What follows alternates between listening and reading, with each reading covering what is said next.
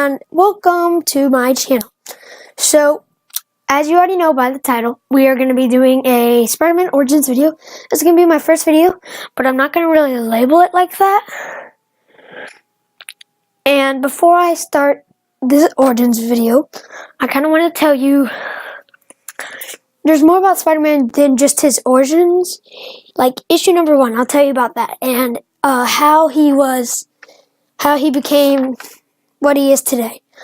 I'll tell you about kind of like altered states, the deal with Mephisto, when Aunt May got shot, everything like that. And when this channel, it's gonna boost off and get one of the bigger channels, like at least my dream here is to get 5,000 subscribers. And I also have Hermit Crab back there, and this channel is just going to be about Origins, DC Origins, Marvel Origins, and on Wednesday, and then I'll do Team Origins. So let's get into it. Peter Parker's parents died in a plane crash while he was still a child. When they said goodbye at the airport, his parents told him to be a good boy for his Aunt May and Uncle Ben Parker, who later raised him as their own son.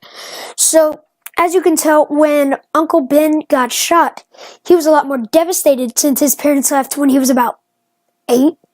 And he grew up with Uncle Ben because he raised him and died when he was about 14. Peter always thought of Uncle Ben as his best friend. See, that's even bigger because when Uncle Ben died, Peter also lost his best friend. Uncle Ben, as his best friend, not only did Ben Parker spend quality time with the boy, he had a great sense of humor and spent many hours telling jokes and pulling gags on Peter, who developed a real appreciation for quips and pranks. Peter studied hard in school and became an honor student. Although his teachers praised him, the other students had little use for a know-it-all like puny Parker. The girls thought him too quiet, and the boys considered him a wit. So, if he's getting bullied in this situation and then someone dies, I don't know this for a fact, but I would say when someone is getting bullied and they're going through that kind of stage, they would be they'd be like really sad. And Spider-Man got through it all. On the day his life changed forever, Peter went to a science exhibition by himself where he was bitten by a common house spider that had been exposed to a massive dose of radiation within a few hours. Peter discovered that he could stick to walls and gained other amazing spider abilities. Anxious to cash in on his new powers, he designed a distinctive costume that concealed his identity, built a pair of web shooters, and went into the show business using the Amazing Spider-Man as his stage name.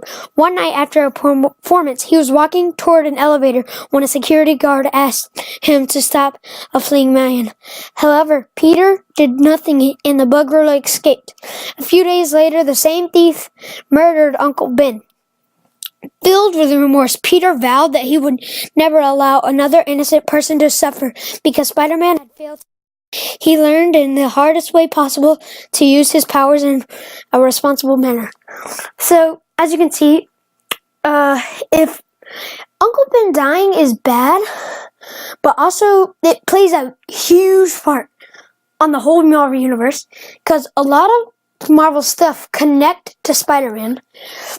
And when his uncle died, that gave him a chance to become who he is right now. So, I'm not saying that it's good that his uncle died, but it's I don't know how to explain it, but it's good in our kind of universe that he did die because we love Spider-Man. And if we didn't have him, I don't know what we would do. So, let's continue. Spider-Man soon found himself battling criminals such as Chameleon, the Vulture, Dr. Octopus, the Sandman, Dr. Doom, the Lizard, Mysterio, Green Goblin, the Scorpion, and many more. He attempted to join the Fantastic Four and began a feud with the Human Torch. J. Jonah Jameson, publisher of the Daily Bugle, hated masked vigilantes and claimed Spider-Man was a menace to the public. Peter saw an opportunity to exploit Jameson's campaign, and he was soon supporting himself by selling these pictures to the Daily Bugle on a freelance basis. Peter eventually graduated from Midtown High School with the highest scholastic average in school's history. However, he almost missed the graduation ceremony while the other seniors were donning caps and gowns. He was busy battling the Molten Man. He won his fight and arrived at the ceremony just in time to learn that he had won a full scholarship to the Empire State University.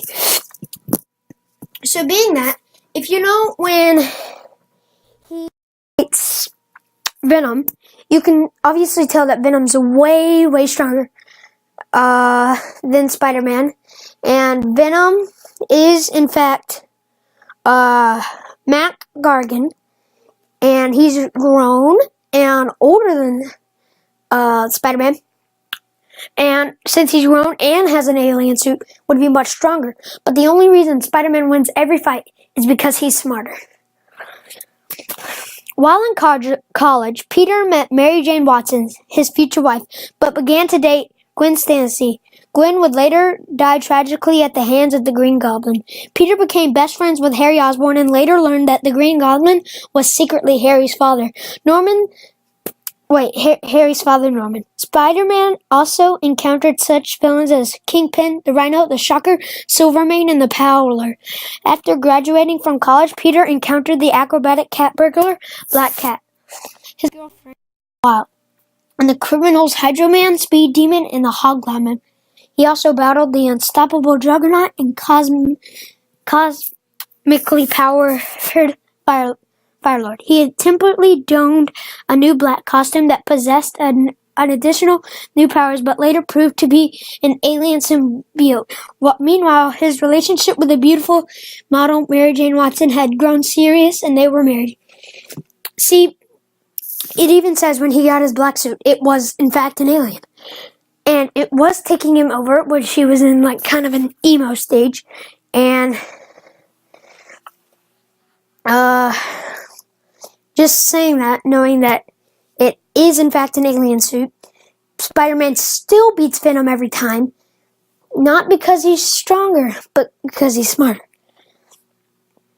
After leading a European crime cult for many years, Norman Osborn re-entered Peter. Peter also met a man called Ezekiel who claimed that Spider-Man's powers were the result of a magic and not a radioactive spider. Peter later confronted the Queen, who had the power to control insects, and she mutated him into a giant spider. After returning to his human form, Peter learned that his powers and strength had been increased and that he had gained the ability to produce organic webbing. Peter also joined a new Avengers team after battling with the mysterious, super strong vampiric villain Morlun, in which Peter appeared to have been killed. Peter temporarily accepted a new armored costume and a job working for Tony Stark, which is also Iron Man. However, he had since returned to his traditional look. So that was kind of his overall story in the 1960s. Now I'm going to talk about kind of in the 2000s and him in I'm going to be talking about the Kravinoff, Stock Days, and Spider Island. And before we get all that done, I'm going to talk about the alien suit. Along with other heroes, Spider-Man was transported to a planet created by a near-omniscient poet being called the Beyonder and forced to fight in a series of secret wars. When his original red and blue costume was torn in battle, the web spinner tried to repair it but mistakenly activated a device that released a little black ball. the ball spread across him, duplicating the Spider-Man's new costume. Instantly mimic any kind of clothing, could carry his camera and spare change, was equipped with its own web shooters, and possessed a seemingly endless supply of webbing.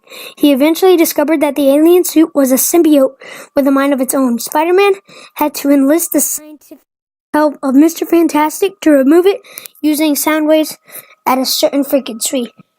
So if you don't know, symbiote, also Venom, are immune, like really, really, really immune to low-pitched noises. But if they hear like something like loud, you can look up kind of videos on that. It actually shows that he freaks out, and he's also kind of, I don't know if I would say allergic, but he's allergic to fire. So let's begin. Besides the government hounding him, Peter now had to deal with the fact that all of his old foes knew who he was. From inside prison, the Kingpin hired an assassin who waited outside the hotel room in which Peter, Mary Jane, and Aunt May were staring in. When Peter down, he fired. Peter's spider sense enabled him to dodge the bullet, but it struck Aunt May. Peter and Mary Jane rushed to the hospital, where the doctor informed them that she was too frail to survive. See, that's even worse. Like, when I was reading this, I think Peter would be at the point of committing suicide. But no, he didn't do it. Which also shows that it's just crazy how he's done so much for everyone, and yeah, he still loses stuff. And I'm surprised he's not at the point where he hasn't committed suicide, because his uncle died, he's been bullied, and his aunt died. And later on, his Mary Jane Watson breaks up with him, and Gwen Stacy dies. So, torn apart with guilt over Aunt May's shooting, Peter scoured the city for a cure. He visited Doctor Strange, who transported an astral from around the globe to ask for help, but no one could do anything to save her. Peter even tried to travel back in time to stop the shooting, but failed. Then Mephisto approached Peter and Mary Jane with an offer. He would save Aunt May and alter reality so that no one would remember that Peter was Spider-Man. All he wanted in exchange was their greatest source of happiness, their marriage. Searching their souls, Peter and Mary Jane agreed to Mephisto's offer. The next morning, Peter woke up alone, but with Aunt May alive and well, cooking him a stack of wheat cakes, and with no one aware that anything had ever been different. Alright, so that's kind of like good that happened. I know that Mephisto did in fact help,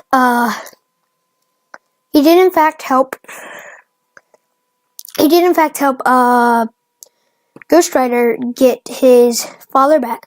But if you don't know, it was actually his, it was not his biological father. His biological father had already died, but he didn't want a new one. And he didn't want another one to die. So he basically risked his soul, and he got his cancer cured. But in the next day, he actually fell in a crash. So I would be way more careful with Mephisto. Luckily, Spider-Man didn't offer his soul and wasn't trying to save someone who was already in the face of death. So, during the Dark Region, Peter had to deal with the fact that his worst enemy, Norman Osborn, Green Goblin, had taken charge of security in the U.S. to make matters even worse. Osborn recruited villains to pose as well-known heroes and form a new Avengers team loyal to him, with Venom, Matt Gargan, posing as a black-suited Spider-Man. Because of this, Peter felt compelled to reveal his identity to the Avengers. To the Fantastic Four, he discovered that his deal with Mephisto, which he didn't remember making, had given the world a psychic blind spot when it came to Spider-Man's identity. Once he revealed his identity to someone, the blind spot was removed, and any memories a person had about Spider-Man's identity came flooding back. So that's even worse, because Mephisto, I guess, cheated him, and I guess he cheated Ghost Rider, so what do you expect?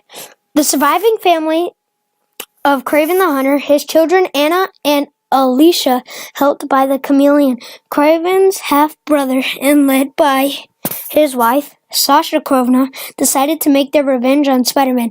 They started by kidnapping Madam Web and Maddie Franklin, the third Spider-Woman. Using Madam Web's powers, they forced Spider-Man to build a gallery of foes, weakening him until they were ready to launch their ultimate plan. The Kravinoffs sacrificed Maddie to revive their dead Vladimir. Kravinoff, Kraven's son, known as the Grim Hunter. However, he came back to life as a half-giant creature rather than himself. Using what they learned from his attempt, they sacrificed Spider-Man to bring Kraven himself back from the dead. It turned out that they killed Spidey's clone, Kane, instead, who swapped himself with Peter. Okay, so you can definitely see in this kind of story where Kraven plays a much bigger part, but in the Dark region, how Green Goblin plays a bigger part. It's just crazy how all of it comes up together. So, the last thing I want to talk about is Spider Island. The Jackal who had been behind all of Peter's problems with clones returned with a new plan for the Spider Queen, and with Kane revived as a new Jackal, controlled Tarantula. The Jackal infected most of the citizens of Manhattan with a virus that gave them superpowers. Fortunately, Mr. Fantastic created a cure for the virus using symbiote of anti-venom. During this time, Peter displayed the use of his spider powers on live TV. This weekend, the man psychic blind spot.